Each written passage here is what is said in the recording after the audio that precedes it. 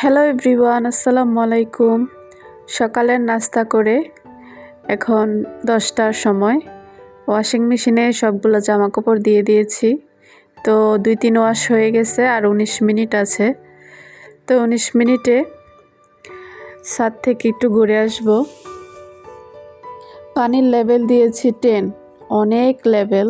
তো একটু লেট হচ্ছে, পানি বেশি না দিলে আবার ওয়াশিং মেশিন একটু সমস্যা দিচ্ছিল। তো ছাদে চলে গেলাম। গতকালকের জামা কাপড় যেগুলো ছিল ওগুলো সকালে রোদ দিয়ে দিয়েছি। তো রোদটা মিডিয়াম, কিছুটা আছে হালকা তাপমাত্রা। তো এই যে কম্বলগুলো রোদ দিয়েছি, একটা আমার হাজব্যান্ড দেয়, একটা আমার বড় মেয়ে, একটা আমার ছোট মেয়ে। তো এগুলা আজকে একটু হিট দিলে পরা যাবে। তো যতই ওয়াশিং মেশিন জামা কাপড় শুকায় দেখ, একটু রোদে না দিলে ওই জামা কাপড় পরতে ভালো লাগে না, তাই একটু হলেও রোদ দরকার। তো সবাই বলে ওয়াশিং মেশিনেই তো শুকায় দেয়, তারপরও আমার ভালো লাগে না যদি ছাদে না দিই। তো বাচ্চাদের জামা কাপড় অনেক, সবাই বলবে যে প্রতিদিন বাচ্চাদের জামা কাপড়ের ভিডিও দিই, ছাদের ভিডিও দিই। আমার কাজই ছাদে, দিনে মনে হয় 3-4 বার আমার ছাদেই যেতে হয় জামা কাপড় নিয়ে। তো এদিকে বিয়ে শেষ, এখন বিয়ের প্যান্ডেল এগুলো সব নিয়ে যাচ্ছে গাড়ি দিয়ে।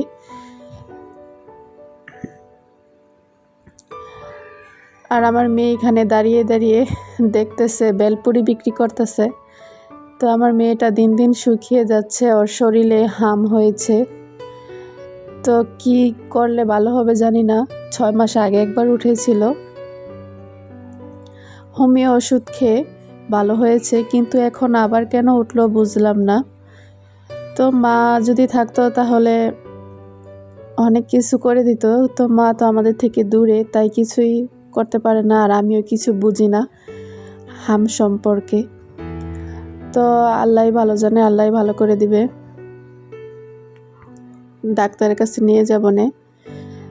তো শরীরে জ্বর আছে, তারপর কাশি, তারপর আবার হালকা হালকা এই হাম দেখা দিয়েছে শরীরে। তো বেলপুরির দিকে তাকিয়ে আছে, একটু পরে ওকে টাকা দিব নে, নিয়ে আসবো নে। আর এইদিকে দেখলাম সিম গাছে ফুল এসেছে। তো অনেক লেট করে ফুল এসেছে, অনেকের গাছে সিম ধরেও গেছে, অনেকে সিম খাওয়া শুরুও করে দিয়েছে। তো এবার আমার শাশুড়ি পিছে পড়ে গেছে। তো মেয়েকে টাকা দিলাম বেলপুরি নিয়ে আসতে। এখানে অনেক ভিড়, যে সবাই বেলপুরি খাচ্ছে, বিয়ে বাড়ির সবাই মনে হচ্ছে চাঁদাবাজির টাকা দিয়ে বেলপুরি খাচ্ছে, এটাই শুনলাম। গেটে থেকে যে চাঁদাবাজিটা করেছিল সেই টাকা দিয়ে বেলপুরি খাচ্ছে, আর আমার 2 মেয়ে একসাথে দাঁড়িয়ে আছে। তো রান্না বসিয়ে দিয়ে ছাদে গেলাম, ছাদে ঘুরে আসলাম ডাল বসাই দিয়ে। তো দেখুন 2200 ওয়াটে রান্না করতেছিলাম, তারপরও কত হিট কম, একদম লো হিট মনে হচ্ছে। বলো কি আসে না ডাইলের, কি একটা অবস্থা। তো শীতকালটা সব কিছু দিয়েই ভেজাল, বাচ্চাদের জন্য ভেজাল, রান্নাবান্না গ্যাস নাই, এই সব কিছু, খালি কারেন্টটা পাওয়া যায় ঠিক মতো। আর এইদিকে নিয়েছি ইলিশ মাছের শুটকি। তো শুটকিটা ভালো করে ধুয়ে রান্না করে বসিয়ে দিলাম। তো অফ ক্যামেরায় রান্নাটা করলাম, খালি জাস্ট একটু দেখালাম।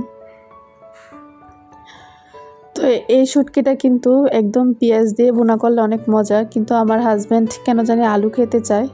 শুটকিতে আলু একদমই ভালো লাগে না, ভুনা পেঁয়াজই ভালো লাগে।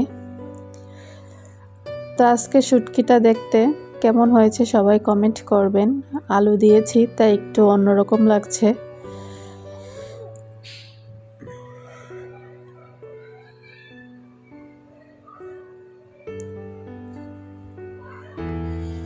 তো আজকে দুপুরে ডাল, শুটকি, তারপর মাছ রান্না করব, চিংড়ি আর শিং মাছ একসাথে রান্না করব।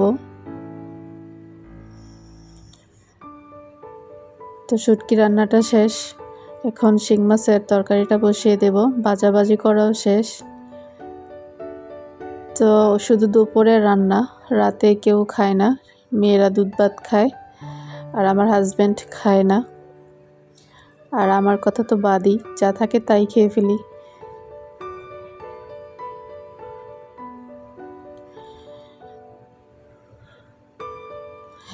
তো আজকে রান্না করলাম আলু দিয়ে শিং মাছ, আর সাথে কিছু চিংড়ি মাছ দিয়েছি মেয়েদের জন্য। এখন কেন জানি শুধু চিংড়ি মাছ খেতে চায় ছোট মেয়েটা। তো আজকের মতো এই পর্যন্তই। সবাই ভালো থাকবেন, সুস্থ থাকবেন। আল্লাহ হাফেজ।